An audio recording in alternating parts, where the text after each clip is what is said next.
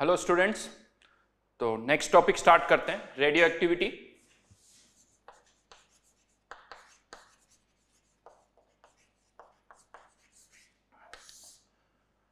Kinetics से ही related है, kinetics का ही एप्लीकेशन कह सकते हो। बट स्टार्ट करते हैं पहले तो टर्म रेडियो एक्टिविटी से। रेडियो एक्टिविटी का क्या मीनिंग है? आई थिंक बहुत ही कॉमन वर्ड है, सभी को पता भी है। यूनिवर्स में, नेचर में बहुत सारे एलिमेंट्स ऐसे प्रेजेंट हैं जो कि कंटिन्यूअसली, स्पॉन्टेनियसली डिसइंटीग्रेट हो रहे हैं। मतलब क्या हुआ डिसइंटीग्रेट हो रहे हैं इसका? जैसे एग्जांपल मैं ले सकता हूं यूरेनियम का। यूरेनियम के जो एटम्स है वो कंटिन्यूअसली किसी और एलिमेंट्स के न्यूक्लियाई में कन्वर्ट हो रहे हैं। यानी एक एलिमेंट किसी और एलिमेंट के में कन्वर्ट होता है, इस प्रोसेस को कहा जाता है रेडियो एक्टिविटी। और ये अपने आप होता है, हमें कुछ नहीं करना पड़ता है। ये जो प्रोसेस है वो स्पॉन्टेनियस होते हैं, कंटिन्यूसली हो रहे हैं, ओवर द ईयर्स ये प्रोसेस जो है हो रहे हैं। और इसके साथ में जब ये डिसइंटीग्रेशन होता है, जब एक एलिमेंट किसी और एलिमेंट में कन्वर्ट होता है, एक एटम किसी और एलिमेंट में कन्वर्ट होता है, तो इसके साथ में वो एनर्जी भी एमिट करते हैं। इसी का एग्जाम्पल हमारे सामने है न्यूक्लियर बॉम्ब, एटॉमिक बॉम्ब जो हम यूज करते हैं, जिसमें large amount of heat evolve होती है। तो उसी प्रोसेस के थ्रू हम उसके थ्रू अच्छी खासी एनर्जी भी प्रोड्यूस कर सकते हैं। तो लिखिए यहां पर definition of radio activity. Nuclei of one element, या स्टार्ट ऐसे करें, spontaneous disintegration of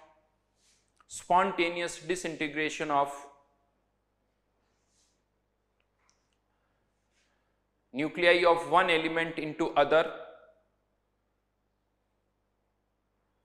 nuclei of one element into other is called radioactivity. Example जैसे अभी मैंने कहा यूरेनियम 23892, ये कन्वर्ट हो जाता है थोरियम 23490, साथ में एक अल्फा पार्टिकल ये एमिट करता है।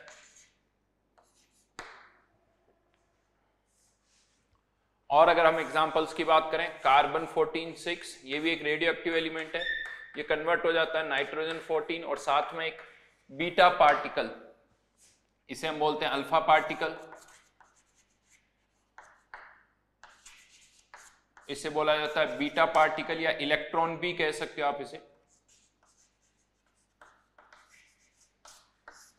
तो ये कुछ एग्जांपल्स है जिसमें रेडियो एक्टिविटी के थ्रू एक न्यूक्लियाई जो है न्यूक्लियस में चेंज होता है, दूसरे एलिमेंट के न्यूक्लियाई में कन्वर्ट होता है। ऐसे प्रोसेस को कहा जाता है रेडियो एक्टिविटी।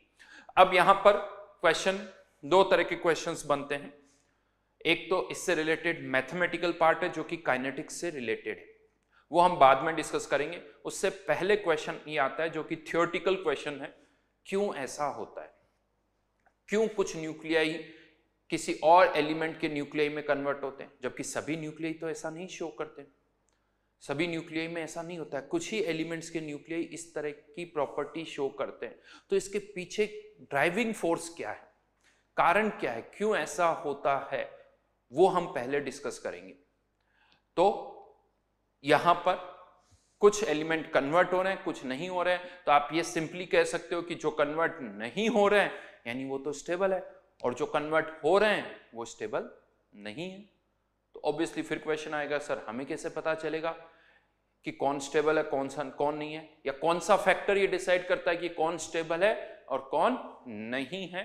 तो इसके लिए हमारे पास कुछ थ्योरीज है, वो मैं आपको यहां पर अब बताने जा रहा हूं। तो theories for nuclear stability,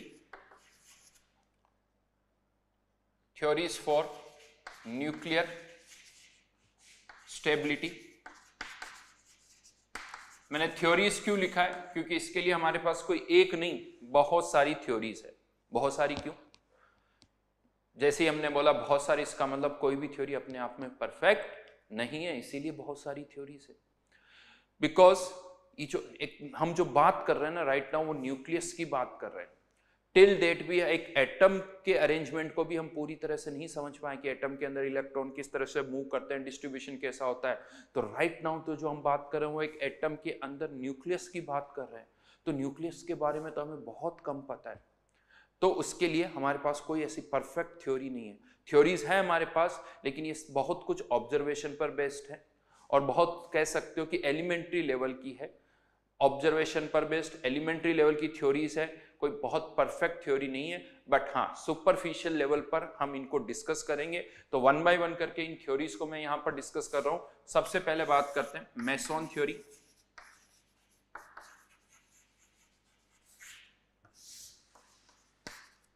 meson theory एक कॉमन डाउट आई थिंक सभी के माइंड में आता है, जितने भी स्टूडेंट्स हैं उन सभी के माइंड में आता है जब हम एटॉमिक स्ट्रक्चर पढ़ते हैं और जब ये पढ़ते हैं कि एक न्यूक्लियस के अंदर जो है न्यूट्रॉन और प्रोटॉन प्रेजेंट होते हैं और इलेक्ट्रॉन उसके अराउंड रिवॉल्व करते हैं।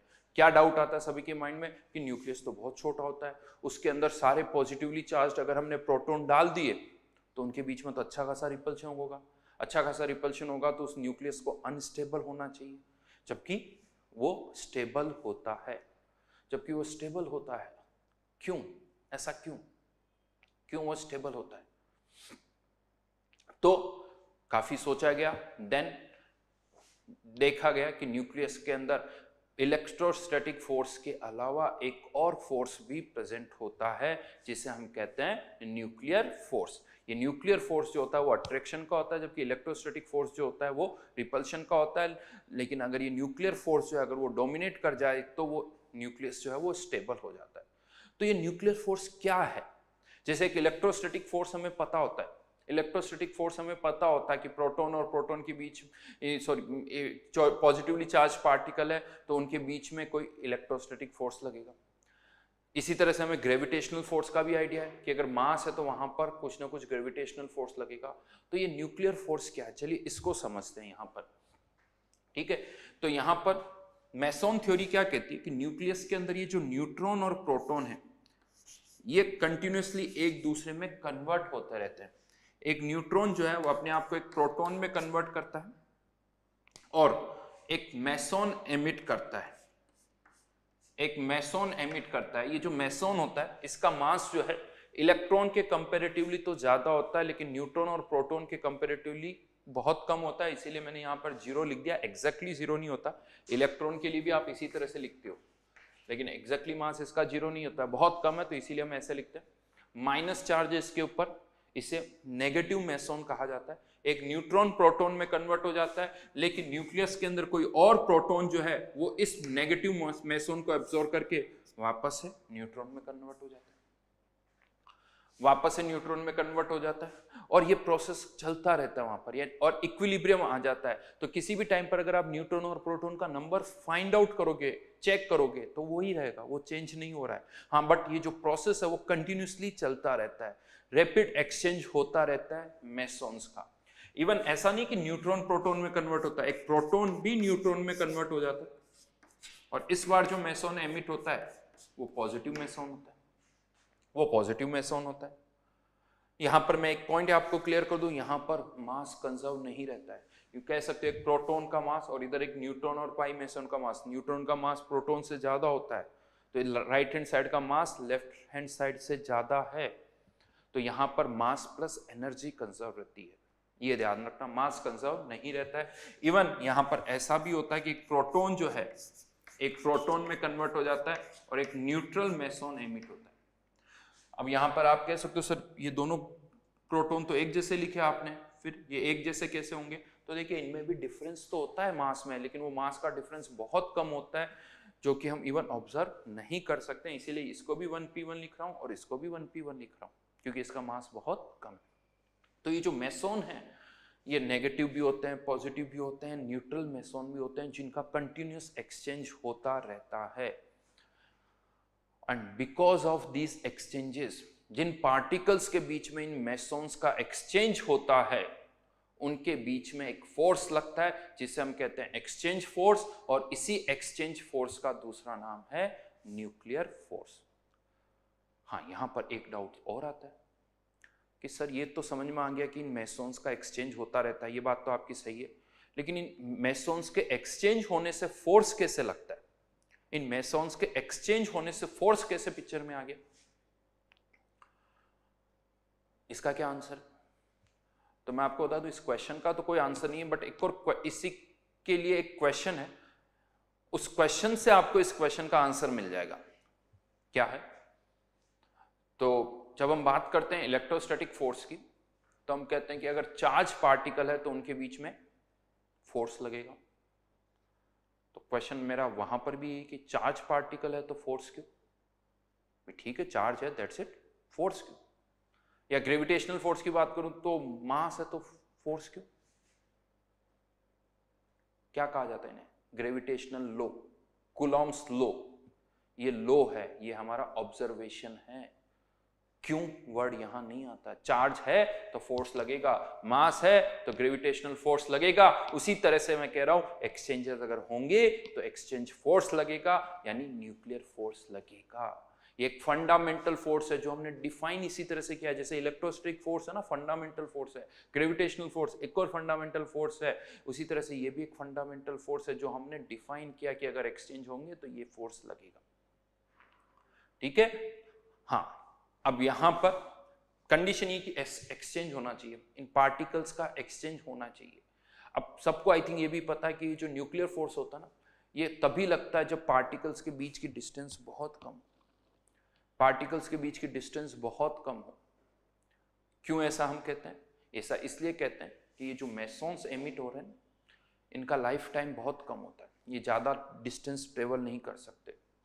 ये 10⁻⁻15 मीटर इसके आसपास की डिस्टेंस ही ट्रेवल कर सकते हैं, जो कि केवल कहाँ पॉसिबल है? न्यूक्लियस में। इसीलिए न्यूक्लियस के अंदर जो न्यूट्रॉन प्रोटॉन है उनके बीच में ही इनका एक्सचेंज हो सकता है, बाकी जगह इनका एक्सचेंज नहीं हो सकता। इसीलिए ये जो फोर्स है हम केवल कहाँ ऑब्जर्व करते हैं? न्यूक्लियस में ही ऑब्जर्व करते हैं, बाकी जगह इनको ऑब्जर्व नहीं किया जाता। देखिए, ये सब थ्योरीज हैं जो कि ऑब्जर्वेशन पर बेस्ड। आप कह सकते हो सर ये तो सब आपने इसी तरह से स्टेटमेंट बनाए हुए हैं ताकि आप उसको जस्टिफाई कर सको। यस, सारी थ्योरीज इसी तरह से होती है कि जो हमारे ऑब्जर्वेशन होते हैं हम उनको जस्टिफाई कर सकते हैं, ये भी उसी तरह से है। ये अलग बात है कि अब ये आप पहली बार सुन रहे हो इसीलिए आपको थोड़ा अजीब लग रहा है। इलेक्ट्रोस्टैटिक फोर्स आप बचपन से सुनते आ रहे हो तो आपको बड़ा नॉर्मल सा लगता है, जबकि वहां पर भी सारे लॉजिक वही है, वहां पर भी ऑब्जर्वेशन के अकॉर्डिंग हमने स्टेटमेंट्स दी हैं, तो यहां पर भी एग्जैक्टली वैसा ही है। तो लिख सकते हैं कुछ लाइंस यहां पर, कुछ लाइंस यहां पर लिख सकते हो। There is a continuous exchange of, there is continuous exchange of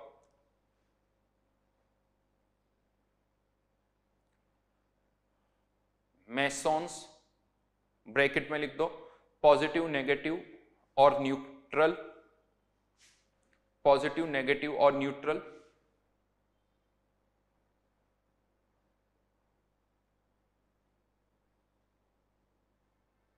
between neutron, neutron, proton, proton and neutron, proton.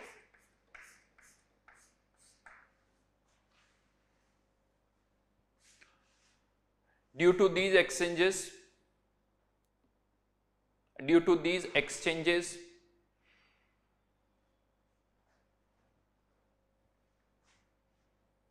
a strong force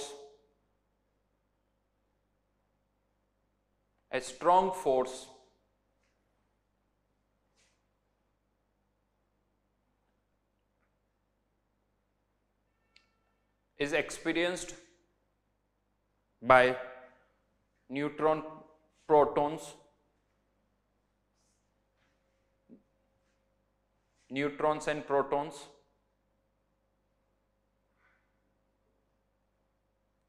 and this strong force is called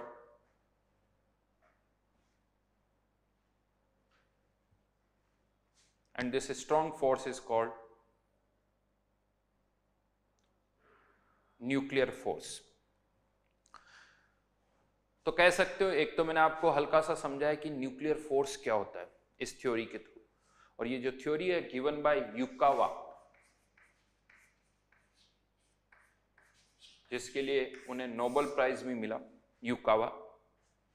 तो न्यूक्लियर फोर्स क्या होता है वो मैंने आपको बताया। और इससे ये क्लियर होता है कि जो न्यूक्लियर फोर्स होता है वो न्यूट्रॉन न्यूट्रॉन के बीच में भी लगता है, न्यूट्रॉन प्रोटॉन के बीच में भी लगता है और प्रोटॉन प्रोटॉन के बीच में भी लगता है। जबकि जो इलेक्ट्रोस्टैटिक फोर्स है वो केवल प्रोटॉन और प्रोटॉन के बीच में लग रहा है, न्यूट्रॉन न्यूट्रॉन या न्यूट्रॉन प्रोटॉन के बीच में नहीं लगता है, राइट। और ये जो न्यूक्लियर फोर्स है ये भी एक स्ट्रॉन्ग फोर्स ऑफ अट्रैक्शन है। जैसे इलेक्ट्रोस्टैटिक फोर्स को भी हम कहते हैं स्ट्रॉन्ग होता है, हाँ ग्रेविटेशनल फोर्स जो होता है वो इतना स्ट्रॉन्ग नहीं होता है। इसीलिए ग्रेविटेशनल फोर्स मीनिंगफुल होने के लिए मास अच्छा खासा ज़्यादा होना चाहिए, बट ये जो न्यूक्लियर फोर्स है ये एक स्ट्रॉन्ग फोर्स होता है। तो ये तो बात होगी न्यूक्लियर फोर्स क्या होता है, वो मैंने आपको बताया। इस पर जेई में क्वेश्चन आया हुआ, मैं बताऊंगा आपको जेई में किस तरह का क्वेश्चन आया हुआ आगे। खैर अभी राइट नाउ, अब इससे हमें कैसे पता चलेगा कि कौन सा न्यूक्लियस स्टेबल है कौन सा नहीं है?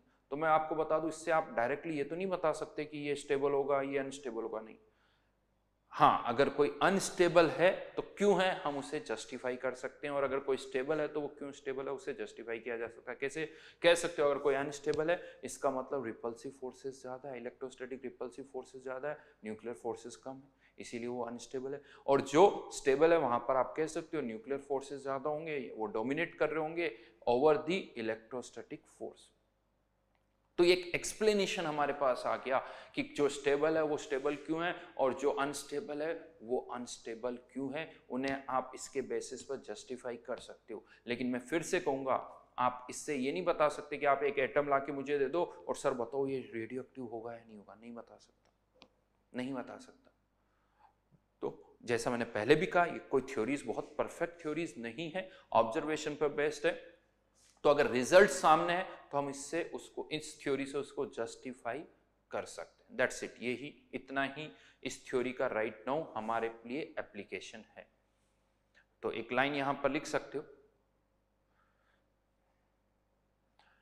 Elements having low value of nuclear force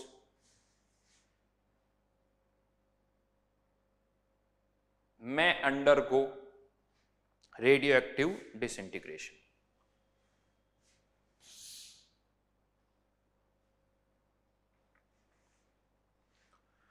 second theory पर आते हैं। दैट्स इट, ये फर्स्ट थ्योरी इतनी ही है, छोटी छोटी थ्योरीज हैं यहां पर, ज्यादा बड़ी नहीं। Second one, binding energy concept.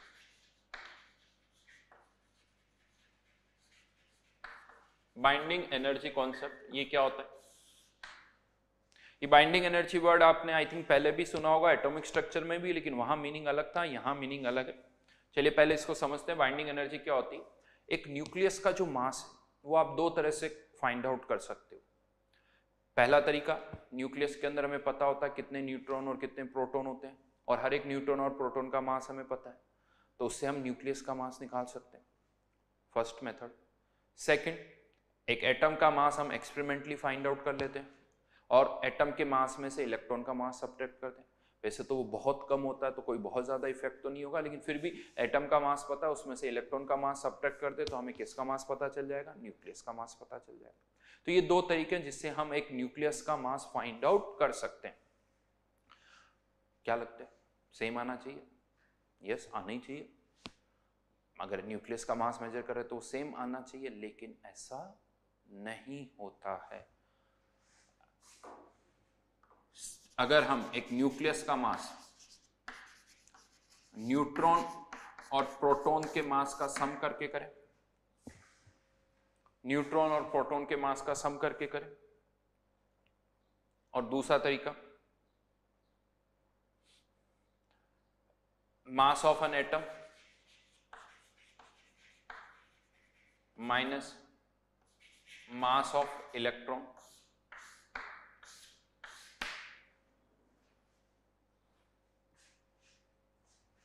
ऐसे करें, क्या लगता है कौन सा ज्यादा आता है? तो जो न्यूट्रॉन प्लस प्रोटॉन का मास करके आप न्यूक्लियस का मास निकालोगे, वो ये जो एक्सपेरिमेंटली हम न्यूक्लियस का मास निकाल रहे हैं उससे ज्यादा आता है। ये तो एक्सपेरिमेंटली निकाला कि एक एटम है मेरे पास और उसमें से इलेक्ट्रॉन का, एटम का मास पता किया एक्सपेरिमेंटली, इलेक्ट्रॉन का मास माइनस कर दिया, उससे न्यूक्लियस का मास आ गया। और ये हमने थियोरेटिकली निकाल लिया, अच्छा इतने न्यूट्रॉन और इतने प्रोटॉन मिलकर न्यूक्लियस बना रहे हैं, हर एक न्यूट्रॉन प्रोटॉन का मास पता तो उससे आ गया।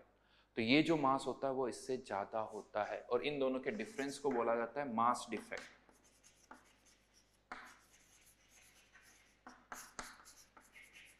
जिसे हम डेल्टा एम से रिप्रेजेंट करते हैं। यस, इसका मतलब ये कह सकते हो कि न्यूट्रॉन और प्रोटॉन मिलके जब एक न्यूक्लियस फॉर्म करते हैं तो जो टोटल मास है वो कम हो जाता है, जो टोटल मास है वो कम हो जाता है, राइट। इवन कह सकते हो कि यही उनके लिए एक ड्राइविंग फोर्स भी है, यही उनके लिए एक ड्राइविंग फोर्स भी है। क्योंकि क्वेश्चन ये भी आता है यार न्यूट्रॉन प्रोटॉन अकेले घूमते रहना, ये क्यों कंबाइन होते हैं, क्यों कंबाइन होते हैं? क्योंकि इनके कंबाइन होने से कुछ मास कम होता है। और मैंने आपसे पहले कहा मास भी एक तरह की क्या एनर्जी, यानी मास कम हो रहा है मतलब कुछ एनर्जी कम हो रही है, यानी सिस्टम और ज्यादा स्टेबल होता है। तो ये उनके लिए एक ड्राइविंग फोर्स भी है। तो यहाँ पर ये जो मास कम हो रहा है, इस मास के कोरस्पॉन्डिंग अगर हम एनर्जी निकालें किससे, आइंस्टाइन की थ्योरी से, delta M multiplied by C square, तो ये जो एनर्जी है इसे हम कहते हैं बाइंडिंग एनर्जी। ये बाइंडिंग एनर्जी है और कह सकते हो यही बाइंडिंग एनर्जी उसके लिए एक ड्राइविंग फोर्स भी है न्यूट्रॉन और प्रोटॉन के लिए, ताकि वो कंबाइन होकर एक न्यूक्लियस फॉर्म करे। इससे सिस्टम का मास कम होगा, मतलब एनर्जी कम होगी। तो एक तो मैं आपको बता दूं, इस तरह के न्यूमेरिकल्स भी आते हैं। न्यूट्रॉन प्रोटॉन का मास गिवन होता है, एटम का मास भी पता होता है, उससे हम न्यूक्लियस का मास निकाल सकते हैं, इससे डिफरेंस निकाला जा सकता है। डिफरेंस निकाल के हम बाइंडिंग एनर्जी फाइंड आउट कर सकते हैं। हाँ, कैलकुलेशन को कम करने के लिए एक फैक्ट याद रखना, जब भी 1 AMU मास जो कि बहुत कम है एनर्जी में कन्वर्ट होता है तो इसके कोरस्पॉन्डिंग कितनी एनर्जी वोल्ट होती, 931 मेगा इलेक्ट्रॉन वोल्ट। जब 1 AMU मास एनर्जी में कन्वर्ट होता है, ठीक है, कन्वर्ट कर सकते हो वो मेगा इलेक्ट्रॉन वोल्ट को आप जूल में या इसमें कन्वर्ट कर सकते हो, बट एक डेटा याद रखो जिससे कैलकुलेशन करना आसान हो सके। तो this is the binding energy. ये बाइंडिंग एनर्जी क्या होती है वो मैंने आपको बताया, यानी जब भी न्यूट्रॉन प्रोटॉन मिलके एक एटम यानी एक न्यूक्लियस बनाएंगे तो कुछ ना कुछ मास तो कम होता है। अब यहां पर हमने क्या किया, जितने भी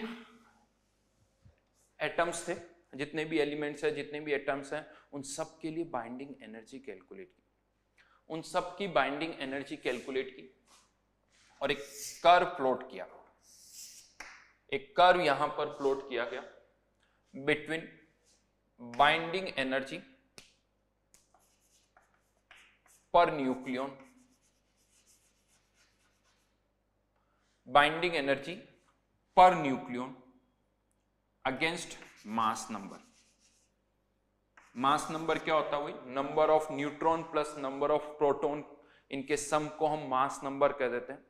और न्यूट्रॉन और प्रोटॉन का मास, जो मास होता है वो भी 1 के आसपास ही होता है। तो ये मास नंबर और न्यूक्लियस के मास में ज्यादा डिफरेंस नहीं होता है।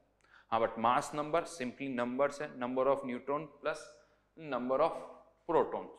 और बाइंडिंग एनर्जी पर न्यूक्लियन भी वही है कि बाइंडिंग एनर्जी कैलकुलेट करो हर एक एटम की और उसको डिवाइड कर दो टोटल नंबर ऑफ न्यूक्लियन से। टोटल नंबर ऑफ न्यूक्लियन का मतलब ही number of neutron plus number of proton से, ठीक है। तो अगर हम इन दोनों को प्लॉट करें हर एक एटम के लिए, पहले ये फाइंड आउट किया गया और जब इसको प्लॉट किया गया तो ये कर्व जो है कुछ इस तरह से ऑब्टेन हुआ। ये इतना स्मूथ नहीं था, जैसे कॉरस्पॉन्डिंग टू हीलियम कह सकते हो कि एक जंप था कि बाइंडिंग एनर्जी पर न्यूक्लियन जो है वो बढ़ गई और उसके बाद वाले एलिमेंट्स में फिर से वो कम हो गई। तो इतना स्मूथ कर्व नहीं है, थोड़ा बहुत जिगजैग है, लेकिन हाँ नॉर्मली हम इसी तरह से इस कर्व को बनाते हैं। अगर हम इस कर्व को ऑब्जर्व करें तो इसका मतलब बाइंडिंग एनर्जी पर न्यूक्लियन जो है वो पहले बढ़ रही है, एक मैक्सिमम लेवल तक जा रही है, फिर वापस से कम हो रही है। जहां तक हम बात करें तो ये जो रेंज है ये मास नंबर 50 to 60 के बीच में आती है। और बाइंडिंग एनर्जी पर न्यूक्लियन जो सबसे ज्यादा है वो आती है आयरन के लिए। आयरन की बाइंडिंग एनर्जी पर न्यूक्लियन सबसे ज्यादा है, मतलब पर न्यूक्लियन जो मास एनर्जी में कन्वर्ट हो रहा है वो सबसे ज्यादा कहां कन्वर्ट हो रहा है, आयरन के केस में। यानी पर न्यूक्लियन सबसे ज्यादा मास कम जो हो रहा है वो आयरन के केस में हो रहा है। देखिए कर्व किसके बीच में प्लॉट किया जा रहा है, ये बहुत इंपॉर्टेंट है। Binding energy versus mass number नहीं है, binding energy per nucleon versus mass number. कि पर न्यूक्लियन हर एक न्यूक्लियन कितना स्टेबल होगा ये इस पर डिपेंड करेगा कि उसका मास कितना कम हो रहा है। पूरे न्यूक्लियस के कारण कितनी एनर्जी कम होगी कितनी एनर्जी कम हो रही है तो उसके अंदर कितने न्यूट्रॉन और प्रोटॉन है उस पर भी डिपेंड करेगी। जितने ज्यादा नंबर ऑफ न्यूट्रॉन प्रोटॉन होंगे बाइंडिंग एनर्जी उतनी ज्यादा होगी। लेकिन स्टेबिलिटी किससे डिसाइड होगी? बाइंडिंग एनर्जी पर न्यूक्लियॉन से। समझना इस चीज को, बाइंडिंग एनर्जी पर न्यूक्लियॉन से ज्यादा स्टेबिलिटी, हम जो स्टेबिलिटी कंपेयर करनी वो उससे हम डिसाइड करेंगे। तो यहां पर आप कह सकते हो कि आयरन के केस में बाइंडिंग एनर्जी जो है वो सबसे ज्यादा है। ये हमारा ऑब्जर्वेशन है। क्यों आयरन की बाइंडिंग एनर्जी सबसे ज्यादा है? नहीं पता। क्यों बाकियों की कम है? नहीं पता। हीलियम की क्यों ज्यादा है? नहीं पता। ये सब ऑब्जर्वेशन है हमारा। हाँ, लेकिन अब इससे हम कैसे जस्टिफाई करेंगे रेडियो एक्टिविटी को? तो एलिमेंट्स जिनका मास नंबर बहुत ज्यादा है उनकी बाइंडिंग एनर्जी पर न्यूक्लियन कम है, तो उनके अंदर जो न्यूट्रॉन प्रोटॉन है वो चाहेंगे कि उनकी बाइंडिंग एनर्जी पर न्यूक्लियन और ज्यादा हो। तो जिनका मास नंबर 60 से ज्यादा है वो अपना मास नंबर कम करना चाहेंगे, वो अपना मास नंबर कम करना चाहेंगे ताकि और ज्यादा एनर्जी पर न्यूक्लियन रिलीज हो। और आई थिंक कह सकते हो ऐसा ही होता है इन न्यूक्लियर फिशन। जो न्यूक्लियर रिएक्टर्स होते हैं उसमें हैवी एटॉमिक नंबर वाले जो न्यूक्लियाई होते हैं उनको हम लोअर में कन्वर्ट करते हैं, यूरेनियम 235 और इनको, और जब ऐसा करते हैं तो उसमें अच्छी खासी एनर्जी रिलीज होती है। तो न्यूक्लियर फिशन में ऐसा ही होता है। इवन आप सबको ये भी पता है कि सन पर न्यूक्लियर फ्यूजन होता है जिसमें हाइड्रोजन के एलिमेंट्स हीलियम में कन्वर्ट होते हैं। कम एटॉमिक नंबर वाले ज्यादा एटॉमिक नंबर में कन्वर्ट होते हैं और इसमें भी एनर्जी रिलीज होती है। तो अगर कम मास नंबर वाले ज्यादा में कन्वर्ट हो रहे हैं और बहुत ज्यादा वाले कम में कन्वर्ट हो रहे हैं, दोनों ही केसेस में एनर्जी रिलीज होगी। यानी इस थ्योरी से एक सिंपल सा जो फैक्ट है वो हम एक्सप्लेन कर सकते हैं कि यहाँ फिशन हो चाहे फ्यूजन हो, इसमें एनर्जी तो रिलीज होगी, इसमें एनर्जी रिलीज होगी। और एग्जैक्टली यही होता है। क्यों रेडियो एक्टिव डिसइंटीग्रेशन होता है? ताकि एलिमेंट आपकी जो बाइंडिंग एनर्जी पर न्यूक्लियन है वो इंक्रीज हो सके, वो इंक्रीज हो सके। तो यहां पर एक और लाइन लिखो,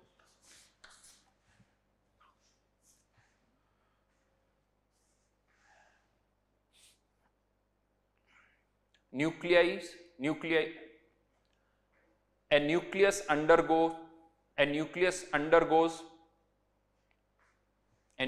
undergoes radioactive disintegration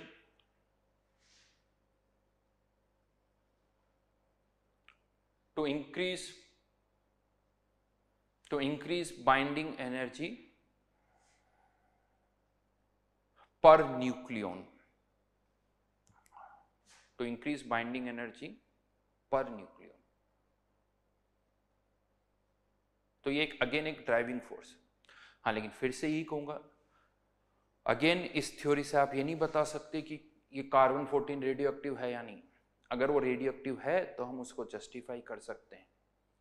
तो ये अगेन कुछ रिजल्ट्स है तो उन रिजल्ट्स को आप इससे एक्सप्लेन कर सकते हो, बट रिजल्ट्स क्या होंगे वो अगेन इस थ्योरी से नहीं बताया जा सकता।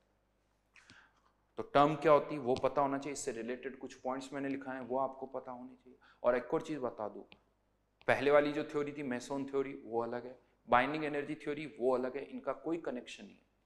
इनको आपस में रिलेट नहीं करोगे कि उस थ्योरी से हमने ऐसा कहा और उस थ्योरी से, अपने आप में सब अलग अलग थ्योरीज है, उनको हमें मिक्स कभी भी नहीं करना। इनसे रिलेटेड जो भी स्टेटमेंट्स है वो वहीं पर यूज करेंगे और कहीं इनको हम यूज नहीं करेंगे। देन आगे बढ़ते हैं, नेक्स्ट थ्योरी पर आते हैं।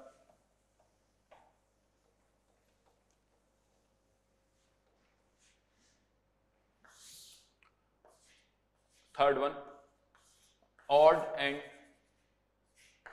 Even number concept.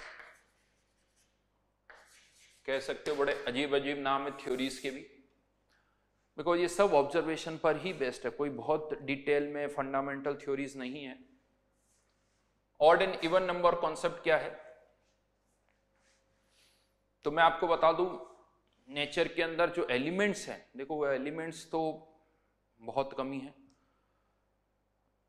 रफली 1/10 समथिंग, लेकिन हर एक एलिमेंट के बहुत सारे आइसोटॉप्स हैं, बहुत सारे आइसोटॉप्स हैं। इवन मैं बात करूं टिन के, तो रफली टिन के मेरे हिसाब से 10-12 तो स्टेबल आइसोटॉप्स हैं जो डिसइंटीग्रेट नहीं होते, और बहुत सारे अनस्टेबल भी है, इससे ज्यादा अनस्टेबल। तो जब नंबर ऑफ आइसोटॉप्स की अगर हम बात करें तो वो तो मोर देन 1000 है, वो मोर देन 1000 आइसोटॉप्स हैं। एलिमेंट्स कम है लेकिन नंबर ऑफ आइसोटॉप बहुत सारे, हर एक एलिमेंट के 3 आइसोटॉप्स तो ही है, चाहे ऑक्सीजन ले लो, कार्बन ले लो, हाइड्रोजन ले लो, सबके 3-3 नहीं, उससे ज्यादा भी है। तो number of isotopes more than 1000 है। तो हमने क्या किया, जितने भी आइसोटॉप्स थे, इन सब में न्यूट्रॉन और प्रोटॉन का नंबर चेक किया, और साथ में ये भी चेक किया कि वो स्टेबल है या अनस्टेबल है। तो क्या रिजल्ट्स आए वो देखते हैं। तो number of neutron, number of proton, number of stable nucleus,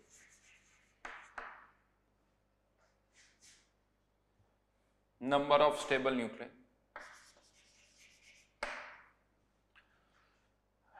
हमने जब इसको ऑब्जर्व किया तो देखा गया कि ऐसे न्यूक्लियाई जिसमें न्यूट्रॉन का नंबर भी इवन है, प्रोटॉन का नंबर भी इवन है, ऐसे अराउंड 165 स्टेबल न्यूक्लियाई हमने ऑब्जर्व किए। 165 स्टेबल न्यूक्लियाई, ऐसे न्यूक्लियाई जिसमें न्यूट्रॉन इवन है और प्रोटॉन ऑड है, अराउंड कुछ 55 के आसपास। नंबर कुछ इधर उधर हो तो कोई फर्क नहीं पड़ता कि किसी बुक में आपको दिख जाए कि नहीं सर 55 नहीं, वहां तो 57 था या कुछ था, तो उससे कोई मतलब नहीं है। नंबर्स कोई एग्जैक्टली मैच करे ये जरूरी नहीं है। ऐसे नंबर्स जहां पर न्यूट्रॉन ऑड है और प्रोटॉन इवन है, ऐसे अराउंड कुछ 52 आइसोटॉप्स स्टेबल थे। और ऐसे आइसोटॉप्स जिसमें दोनों ही ऑड नंबर में थे, न्यूट्रॉन और प्रोटॉन, ऐसे केवल 5 ही आइसोटॉप्स स्टेबल थे। इसका मतलब ये नहीं कि ऐसे आइसोटॉप्स थे ही नहीं, ऐसे आइसोटॉप्स भी बहुत सारे थे जिसमें न्यूट्रॉन भी ऑड नंबर में है, प्रोटॉन भी ऑड नंबर में है, लेकिन most of them are unstable, वो ज्यादातर अनस्टेबल थे। थ्योरी क्या बन गई? इस ऑब्जर्वेशन पर बेस्ड क्या थ्योरी बना दी हमने कि अगर किसी न्यूक्लियस के अंदर न्यूट्रॉन और प्रोटॉन इवन नंबर में है तो गारंटी तो नहीं कि वो स्टेबल होगा, बट उसके स्टेबल होने के चांसेस ज्यादा होंगे। और जिसमें न्यूट्रॉन और प्रोटॉन दोनों ही ऑड नंबर में है, उसके अनस्टेबल होने के चांसेस बहुत ज्यादा होंगे। यस, क्वेश्चन आ सकता है इस पर, लेकिन कोई बहुत ज्यादा क्वेश्चंस नहीं बन सकते। इस तरह के क्वेश्चन बनाए जा सकते कि 4 ऑप्शन हो, ABCD, एक इसको बिलोंग कर रहा है, एक इसको, एक इसको, इसको, और फिर ये पूछा जा सकता है which is most likely to be radio active, जो इसको बिलोंग करे, which is most unlikely to be radio active, जो इसको बिलोंग करे। That's it. तो इसे हम कहते हैं odd and even number concept, right. तो बस इतना सही है और इसमें ज्यादा कुछ नहीं है। ऑड नंबर होने पर उनके रेडियो एक्टिव होने के चांसेस ज्यादा। अब आप सोच सकते हो कि क्यों ऐसा हो रहा है, कोई हमारे पास एग्जैक्ट रीजन नहीं है, लॉजिक नहीं है। हाँ, बट मैं आपको बता दूं, जैसे हम बात करते हैं ना एटॉमिक स्ट्रक्चर में इलेक्ट्रॉन का इलेक्ट्रॉनिक कॉन्फ़िगरेशन होता है, ऑर्बिटल्स, शेल्स, सब शेल्स होते हैं, तो मैं आपको बता दूं ऐसा थोड़ी होता कि न्यूक्लियस के अंदर इन न्यूट्रॉन प्रोटॉन को ठूस ठूस के भर दिया गया। न्यूक्लियस के अंदर भी हम कहते हैं कि ये जो न्यूट्रॉन्स और प्रोटॉन्स होते हैं इनका भी एक अरेंजमेंट होता है, इनके लिए भी क्वांटम नंबर्स रिफाइन होते हैं, इनके लिए इनमें भी शेल्स, सब शेल्स, इस तरह की टर्म्स यूज हम करते हैं। तो शायद ऐसा कुछ होगा कि इवन नंबर पर वो सेल्स या सब शेल्स या ऑर्बिटल्स जो भी होते होंगे वो पूरे भरते होंगे, जिसके कारण वो स्टेबल ज्यादा होंगे, और ऑड नंबर पर वो अनस्टेबल होंगे। ठीक है, तो कुछ इमेजिन कर सकते हैं, एग्जैक्ट लॉजिक हमें नहीं पता, ये हमारा ऑब्जर्वेशन है, ये हमारा ऑब्जर्वेशन है कि हाँ ऐसा हम ऑब्जर्व करते हैं। इसी के साथ साथ, दो इससे रिलेटेड नहीं है, बट मैं इसी के साथ साथ एक टर्म आपको और बता दूं जो कि इसी मतलब कॉन्सेप्ट ऑलमोस्ट सेम है। एक वर्ड और यूज किया जाता है, मैजिक नंबर्स। मैजिक नंबर्स क्या है? ये मैजिक नंबर्स नॉर्मली बहुतों को ऐसा लगता है कि सर ये मैजिक नंबर तो 2, 10, 18, 36 नोबल गैसेस के जो एटॉमिक नंबर है उससे नहीं। Magic numbers are 2, 8, 20, 50, 82. These are known as magic numbers. 82 अगर हम बात करें तो एटॉमिक नंबर वाइज बात करें तो ये लेड का होता है, 50 टिन का होता है, ये कैल्शियम का है, ये हीलियम का है। अगर किसी के न्यूक्लियस में नंबर ऑफ न्यूट्रॉन या number of proton in numbers के इक्वल होता है, नंबर ऑफ न्यूट्रॉन या number of proton in numbers के इक्वल होता है, तो ऐसे न्यूक्लियाई बहुत ज्यादा स्टेबल होते हैं, ऐसे न्यूक्लियाई बहुत ज्यादा स्टेबल होते हैं। जैसे मैं बात करूं, इवन देखा भी था हीलियम के केस में उसकी बाइंडिंग एनर्जी आसपास के एलिमेंट से ज्यादा थी। 50 जो कि है एटॉमिक नंबर किसका, टिन का। जैसे मैंने आपको बताया टिन के अराउंड आई थिंक 10-12 तो स्टेबल आइसोटॉप्स होते हैं, जबकि इसके आसपास के एलिमेंट के इतने ज्यादा स्टेबल आइसोटॉप्स नहीं होते, आसपास के एलिमेंट के इतने स्टेबल आइसोटॉप्स नहीं होते। पर्टिकुलरली टिन के ही नंबर ऑफ स्टेबल आइसोटॉप्स बहुत ज्यादा है, यानी ऐसा कुछ है इस नंबर में जिसके कारण न्यूक्लियस की स्टेबिलिटी बढ़ रही है। 82 लेड की अगर हम बात करें तो लेड से आगे 83 एटॉमिक नंबर जो होता है वो होता है बिस्मिथ। बिस्मिथ का केवल एक स्टेबल आइसोटोप होता है, एक। और बिस्मिथ से ऊपर अगर आप जाओगे 83 के बाद 84, 85 तो कोई भी आइसोटोप स्टेबल नहीं होता है, यानी अबव एटॉमिक नंबर 83 अगर कोई सा भी एलिमेंट है उनके सारे आइसोटोप्स अनस्टेबल होते हैं। और 83 बिस्मथ का है जिसका एक स्टेबल आइसोटोप है, लेकिन लेड के 3 स्टेबल आइसोटोप्स हैं, एक नहीं 3 स्टेबल आइसोटोप्स। यानी अगेन इस नंबर पे भी ऐसा कुछ है कि न्यूक्लियस की स्टेबिलिटी अच्छी खासी बढ़ जाती। तो या तो नंबर ऑफ न्यूट्रॉन या नंबर ऑफ प्रोटॉन, अगर दोनों ही नंबर्स के बराबर है तो स्टेबिलिटी और बढ़ जाएगी, जैसे हीलियम के केस में हो रहा है, न्यूट्रॉन और प्रोटॉन दोनों ही बराबर है। इसको noble gas inert gas configuration से रिलेट मत करना, ये इनर्ट गैसेस नहीं है, ये भी इनर्ट गैस नहीं है, तो उससे कोई कनेक्शन नहीं है। इनर्ट गैस एटम की स्टेबिलिटी को शो कर रहा है। इनर्ट गैस कॉन्फ़िगरेशन जो हम बात करते हो तो एटम की स्टेबिलिटी है, ये एटम की स्टेबिलिटी नहीं है, ये न्यूक्लियस की स्टेबिलिटी। अब अगेन ये मत करना सर इस थ्योरी से तो टिन आ रहा है, इस थ्योरी से आयरन, ये सब अलग अलग कॉन्सेप्ट है, कोई अलग अलग कॉन्सेप्ट है, लॉजिक सबके पीछे अलग अलग है। यहाँ बाइंडिंग एनर्जी है, यहाँ पर हम नंबर ऑफ स्टेबल आइसोटॉप्स से देख रहे हैं कि इसके इतने सारे स्टेबल आइसोटॉप्स हैं, तो सबके कॉन्सेप्ट लॉजिक अलग अलग है, मिक्स नहीं कर सकते। तो बस आपको एक टर्म पता होनी चाहिए, मैजिक नंबर्स। लिख सकते हो 1-2 lines. if either number of neutron comma number of proton or both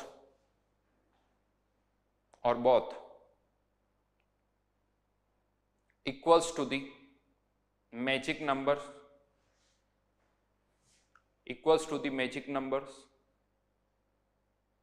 such nuclei are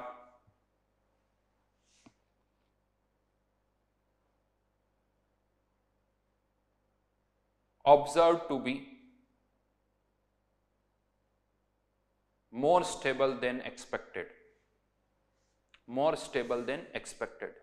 then expected से मतलब उनके आसपास के एलिमेंट्स के अकॉर्डिंग देखा जाए, मोर स्टेबल देन एक्सपेक्टेड।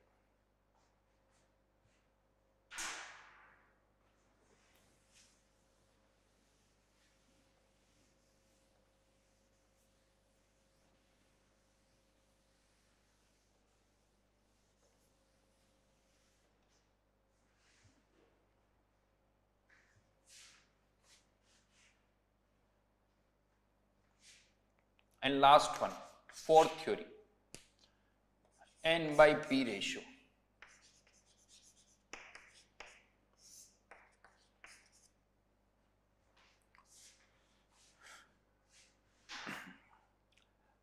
देखा जाए तो ये जो फोर्थ थ्योरी है इस पर सबसे ज्यादा क्वेश्चंस बनते हैं। क्यों बनते हैं वो भी आपको समझ में आ जाएगा। क्या करते हैं इस थ्योरी में, जितने भी आइसोटॉप्स थे, जैसा मैंने कहा था अभी मोर देन 1000, उन सभी आइसोटॉप्स को चेक किया गया कि उसमें कितने न्यूट्रॉन है, कितने प्रोटॉन है, और एक कर्व यहां पर प्लॉट किया गया between number of neutron and number of proton. एक कर्व हमने प्लॉट किया, कैसे? तो हर एक आइसोटॉप के कोरोस्पोंडिंग एक पॉइंट हम यहां पर पुट करेंगे, डिपेंडिंग अपॉन उसमें कितने न्यूट्रॉन है कितने प्रोटॉन है। सोचो अगर ये एक लाइन मैंने यहां पर ड्रॉ की है एट 45 डिग्री, अगर किसी आइसोटॉप के कोरोस्पोंडिंग पॉइंट इस लाइन पर आता है, इसका मतलब क्या है? उसमें जितने न्यूट्रॉन है उतने ही प्रोटॉन है। इस लाइन से ऊपर आता तो न्यूट्रॉन का नंबर प्रोटॉन से ज्यादा, और इस लाइन से नीचे आता तो प्रोटॉन का नंबर न्यूट्रॉन से ज्यादा है, यही कह सकते हैं। या इसी चीज को मैं ऐसे पुट कर दूं कि पॉइंट, अगर किसी आइसोटॉप का पॉइंट इस लाइन पर आता है, इसका मतलब n/p का रेशियो 1 है। लाइन पॉइंट जो है इस लाइन के ऊपर आता है तो n/p का रेशियो 1 से ज्यादा है, और पॉइंट अगर इस लाइन के नीचे आता तो n/p का रेशियो 1 से कम है, राइट? हाँ, लेकिन अब पॉइंट्स जब हमने यहां पर पुट किए तो दो कलर्स में पॉइंट्स पुट किए, दो कलर्स में पॉइंट पुट किए, रेड और ग्रीन। जो स्टेबल आइसोटॉप्स थे उनको ग्रीन कलर में, और जो अनस्टेबल थे उनको रेड कलर से पुट कर दिया, ठीक है? जो स्टेबल थे ग्रीन, जो अनस्टेबल थे रेड कलर। तो पॉइंट पुट करते गए, हर एक आइसोटॉप के कोरस्पॉन्डिंग पॉइंट्स पुट करते गए, पुट करते गए, पुट करते गए। तो फाइनली हमने क्या देखा कि जितने भी ग्रीन पॉइंट्स थे ना, जितने भी ग्रीन पॉइंट्स थे, वो सारे ग्रीन पॉइंट्स इस पर्टिकुलर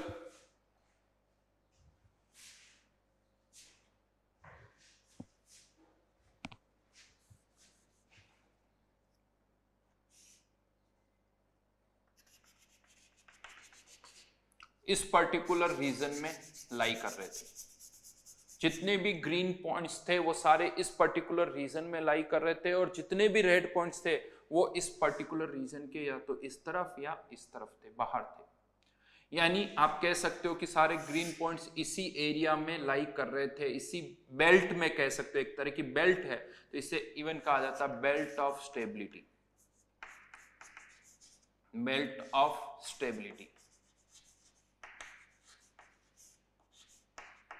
और जितने भी रेड पॉइंट्स थे इसके इधर या इधर।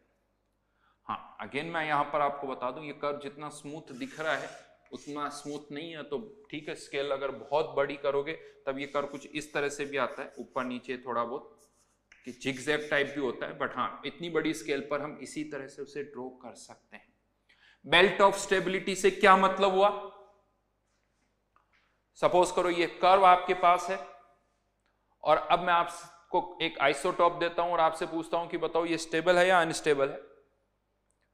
आप क्या करोगे? उसमें न्यूट्रॉन और प्रोटॉन का नंबर काउंट करोगे, और उसके कॉरेस्पॉन्डिंग एक पॉइंट आप यहां पुट कर दोगे, उसके कॉरेस्पॉन्डिंग एक पॉइंट आप यहां पर पुट कर दोगे। अगर वो पॉइंट इस बेल्ट के अंदर है तो स्टेबल है, और अगर वो पॉइंट इस बेल्ट के ऊपर या नीचे है तो अनस्टेबल है। ऊपर या नीचे है तो अनस्टेबल है, इस रीजन में लाई करा तो कहते वो स्टेबल है। ये हम पता कर सकते हैं। यानी अब किसी, अगर ये कर्व आपके पास है तो किसी भी आइसोटॉप के लिए आप चेक कर सकते हो कि वो स्टेबल है या अनस्टेबल है, तो इसे हम बोलते हैं बेल्ट ऑफ स्टेबिलिटी। ये प्योरली ऑब्जर्वेशन पर है, ये प्योरली जो है सब कुछ ऑब्जर्वेशन पर है, कुछ नहीं है। जो कर्व आपने प्लॉट किया पहले भी आइसोटॉप से ही किया है, जितने भी आइसोटॉप्स थे उन सबको हमने चेक किया कि वो स्टेबल है या अनस्टेबल है, उसी से ये कर्व हमारे पास आया है, उसी को हम यहाँ पर यूज कर रहे हैं। तो फर्स्ट थिंग, ये कर्व किसके बीच में प्लॉट हुआ है वो पता होना चाहिए, कर्व क्या है, कैसे प्लॉट हुआ है वो समझ में आना चाहिए। बहुत बार क्या होता है, समझ में ही नहीं आता यार कर्व कैसे प्लॉट हुआ है, तो वो कर्व समझ में आना चाहिए कि ये कर्व कैसे प्लॉट हुआ है।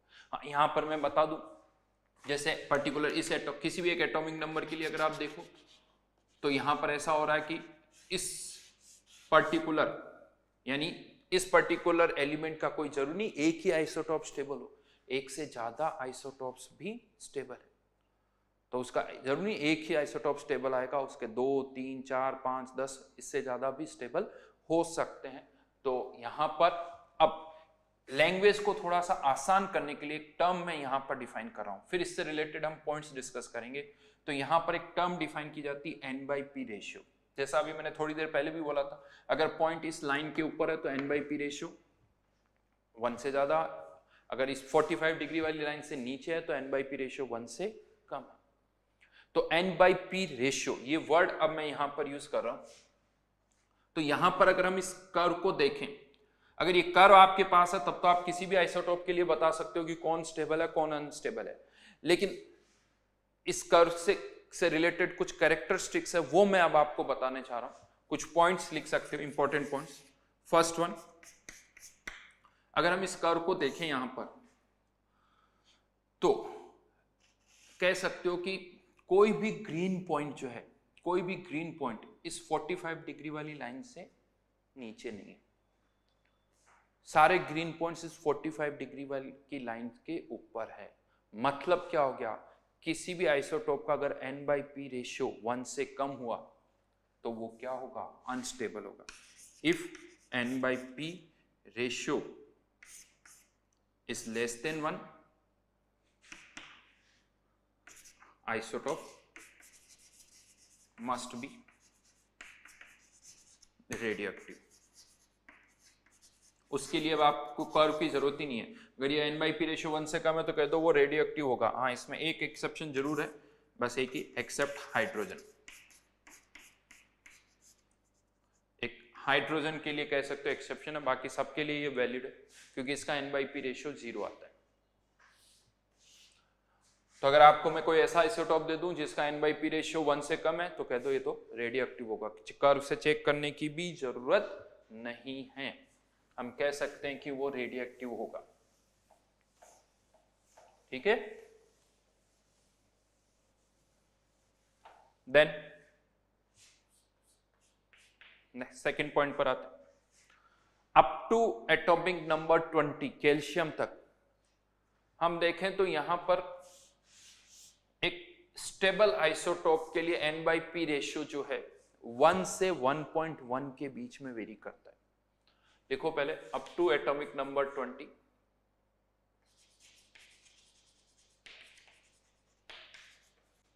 Up to atomic number 20 n/p ratio for stable isotope varies from 1 to 1.1। क्या मतलब हुआ इसका, अप टू एटॉमिक नंबर 20 हमने जितने भी आइसोटॉप्स थे उन सबको ऑब्जर्व किया तो देखा कि जितने भी स्टेबल आइसोटॉप्स थे उन सबका n/p रेशियो 1 से 1.1 के बीच में था। ऐसे आइसोटॉप्स भी थे जिनका n/p रेशियो 1.1 से भी ज्यादा था, लेकिन वो सब अनस्टेबल थे। तो अप टू एटॉमिक नंबर 20 अगर आपको मैं कोई ऐसा आइसोटोप दे दूं जिसका n/p रेशियो 1.1 से ज्यादा हो, कह दो वो अनस्टेबल है। फिर से कर्व से चेक करने की जरूरत नहीं है, आप कह सकते हो वो अनस्टेबल होगा अप टू एटॉमिक नंबर 20 अगर 1.1 से ज्यादा हो तो। ठीक है, हाँ 1 से 1.1 के बीच में हो तो कुछ कंफर्म नहीं कह सकते। ये उल्टा मत यूज करना कि सर 1 से 1.1 के बीच में होगा तो कंफर्म वो स्टेबल होगा, ये नहीं कहा है। वो atom to atom, element to element vary करेगा, लेकिन अगर 1.1 से ज्यादा है तो डेफिनेटली वो रेडियोएक्टिव होगा। Third point, above atomic number 83, ये 83 तक ग्रीन पॉइंट आते हैं, उसके बाद तो कोई सा भी आइसोटोप स्टेबल नहीं, तो उसके बाद कोई ग्रीन पॉइंट नहीं है। तो अबव एटॉमिक नंबर 83 अगर मैं कोई भी आइसोटोप आपको देता हूं तो आंख बंद करके कह दो ये तो रेडियोएक्टिव होगा। तो above atomic number 83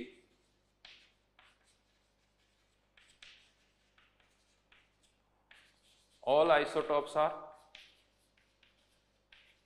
radioactive।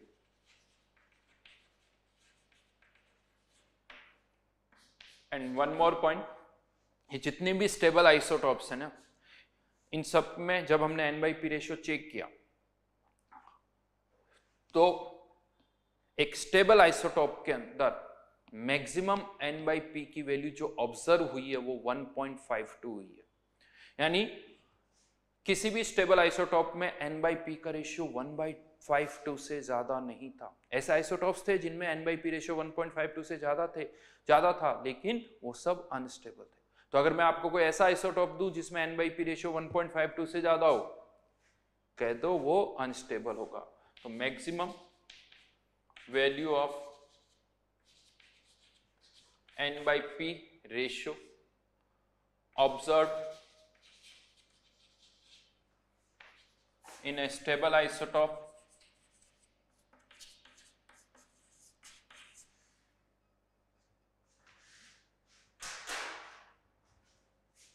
was found to be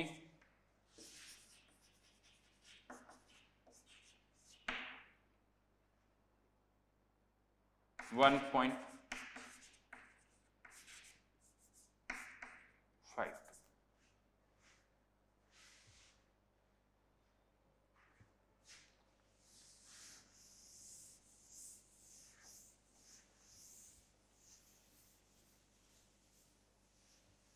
ठीक है, तो ये कुछ पॉइंट्स है इस कर्व से रिलेटेड, वो आपको याद रखने। लेकिन अब मैं आपको बता दूं, ये जो थ्योरी है n/p रेशियो की, ये बाकी थ्योरी से ज्यादा यूं कह दो क्यों इंटरेस्टिंग है या क्यों ज्यादा रिलेवेंट है, बिकॉज इस थ्योरी से इवन हम ये भी एक्सप्लेन कर सकते हैं कि कौन अल्फा पार्टिकल एमिट करेगा और कौन बीटा पार्टिकल, जो कि हम ऑब्जर्व करते हैं। जबकि बाकी थ्योरी से हमने अल्फा बीटा पार्टिकल की बात ही नहीं की है कि अल्फा पार्टिकल निकलेगा या बीटा पार्टिकल, बिकॉज हम सबको पता है जब रेडियो एक्टिव डिसइंटीग्रेशन होता है तो अल्फा बीटा पार्टिकल्स एमिट होते हैं। तो इस थ्योरी से आप इवन ये भी बता सकते हो कि कौन अल्फा पार्टिकल एमिट करेगा, कौन बीटा पार्टिकल एमिट करेगा। तो कह सकते हो कि प्रैक्टिकली देखा जाए तो ये थ्योरी ज्यादा रिलेवेंट लगती है बाकी थ्योरी से। तो वो चलिए अब उसकी बात करते हैं कि कौन अल्फा या कौन बीटा पार्टिकल एमिट करेगा। हाँ, उससे पहले एक छोटा सा पॉइंट है कि इस थ्योरी का रेडियो एक्टिविटी से क्या कनेक्शन है, क्यों रेडियो एक्टिव डिसइंटीग्रेशन होता है, वो हम इस थ्योरी से कैसे जस्टिफाई करेंगे। तो बड़ा सिंपल सा है कि कोई भी एलिमेंट जिसका n/p रेशियो अगर इससे ऊपर है या इससे नीचे है तो वो चाहेगा कि उसका n/p रेशियो इस रेंज में आ जाए, इस बेल्ट में आ जाए। उसके लिए वो क्या करता है, अपने n/p रेशियो में चेंज करता है, नंबर ऑफ न्यूट्रॉन या नंबर ऑफ प्रोटॉन में चेंज करता है, और ताकि उसका n/p रेशियो स्टेबल रेंज में आ जाए। और वो चेंज किसके थ्रू करता है, रेडियो एक्टिव डिसइंटीग्रेशन के through. Yes, radio active disintegration में ये होता है, न्यूट्रॉन और प्रोटॉन का नंबर चेंज हो जाता है जिससे वो एक स्टेबल रेंज में आ सके। तो लिखिए यहां पर elements undergoes radio active disintegration, elements undergoes radio active disintegration to achieve stable n/p ratio.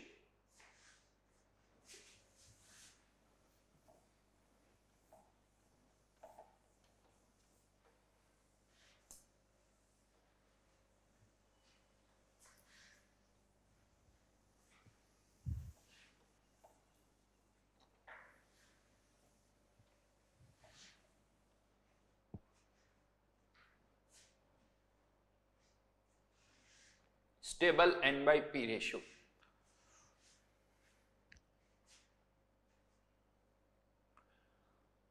दो केसेस यहां पर बनते हैं। Case 1, if n/p ratio is greater than n/p stable. अगर किसी का भी n/p रेशियो उसके स्टेबल रेंज से ज्यादा है, यानी इसके ऊपर कहीं वो लाई कर रहा है, तो क्या होगा, उसे अपना n/p रेशियो कम करना होगा। अब n/p रेशियो कम कैसे हो सकता है, न्यूट्रॉन का नंबर कम करें और प्रोटॉन का बढ़ाएं।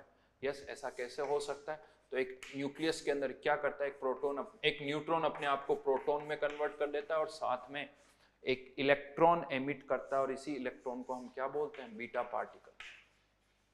अच्छा, मैं बता दूं ये मेसोन की तरह नहीं है, मेसोन तो आपस में एक्सचेंज होते रहते हैं, वो न्यूक्लियस से बाहर नहीं निकलते, लेकिन ये इलेक्ट्रॉन तो न्यूक्लियस से बाहर निकल जाएगा, इसीलिए हम इसे ऑब्जर्व भी करते हैं।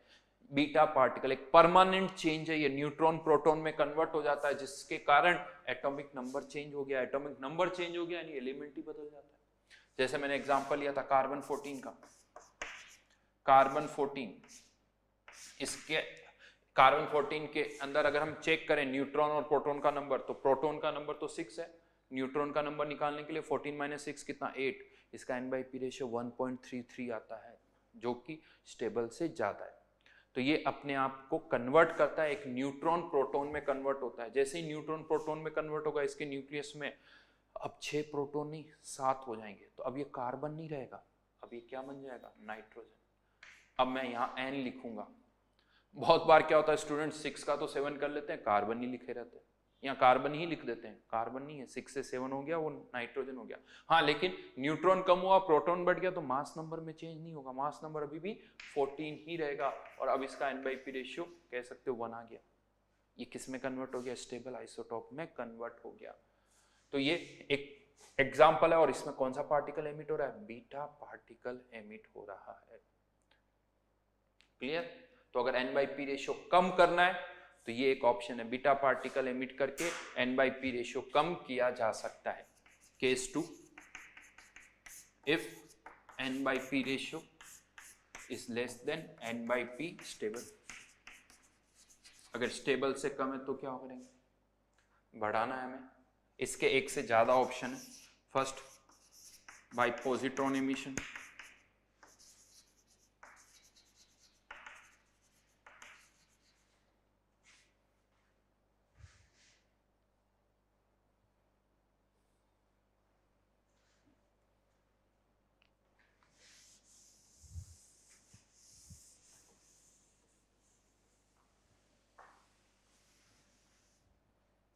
by positron emission,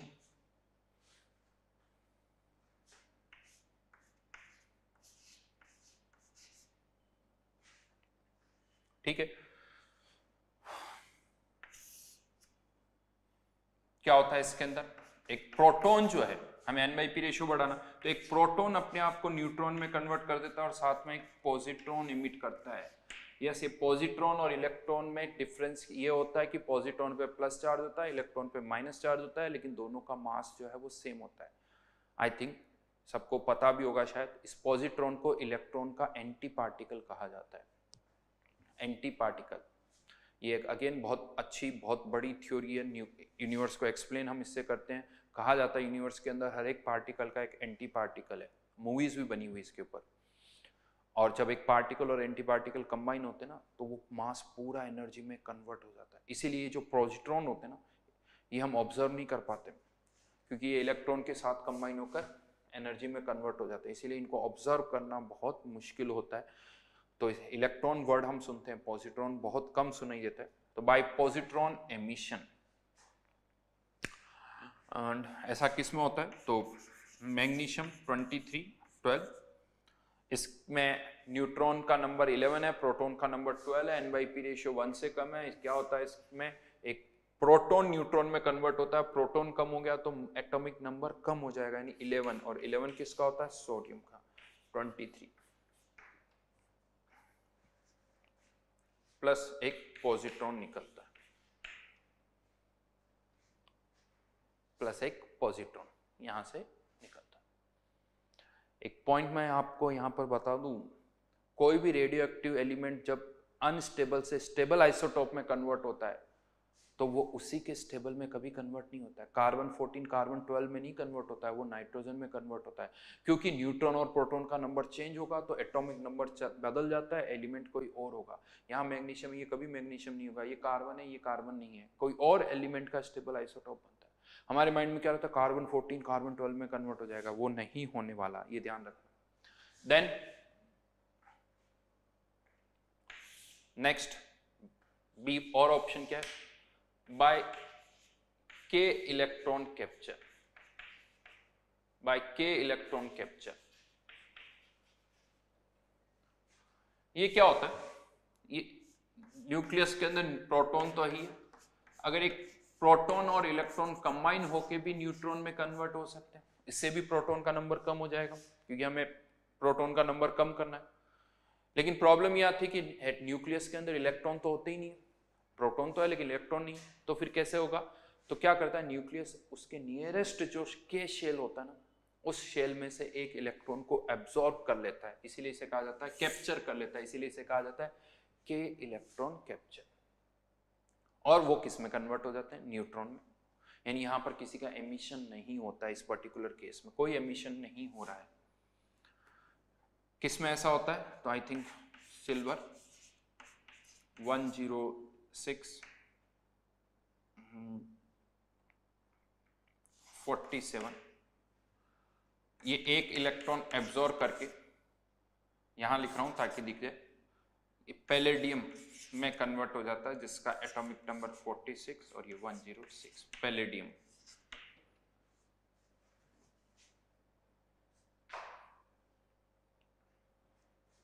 then third option कह सकते हो सर अल्फा एमिशन तो आया नहीं, तो by alpha emission.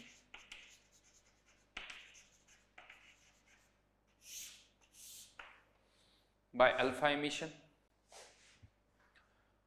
Uranium 238 example लिखा था मैंने, 92 कन्वर्ट्स इनटू थोरियम 234 90 और एक अल्फा पार्टिकल। अच्छा, अल्फा पार्टिकल क्या होता है? हीलियम का ही न्यूक्लियस होता है बट इलेक्ट्रॉन नहीं होते, He+2। हीलियम का जो न्यूक्लियस होता है उसमें 2 न्यूट्रॉन भी होते हैं और 2 प्रोटॉन भी होते हैं, इन्हें हम बोलते हैं अल्फा पार्टिकल। हाँ, लेकिन अब यहाँ डाउट आता है, सर जब न्यूक्लियस में से 2 न्यूट्रॉन भी निकल गए, 2 प्रोटॉन भी निकल गए, फिर तो n/p रेशियो वही रहेगा। क्या ऐसा कह सकता हूँ कि अगर n/p रेशियो इसमें से 2 न्यूट्रॉन और 2 प्रोटॉन निकल जाएंगे तो ये रेशियो वही रहेगा? ऐसा तभी होगा जब पहले ही n और p की वैल्यू सेम हो, जबकि क्या यहाँ पर सेम है? n और p की वैल्यू नहीं। न्यूट्रॉन का नंबर प्रोटॉन से बहुत ज्यादा है, बहुत ज्यादा है। अगर न्यूट्रॉन का नंबर प्रोटॉन से बहुत ज्यादा है और 2 न्यूट्रॉन और 2 प्रोटॉन कम हो रहे हैं तो परसेंटेज वाइज प्रोटॉन ज्यादा डिक्रीज कर रहे हैं।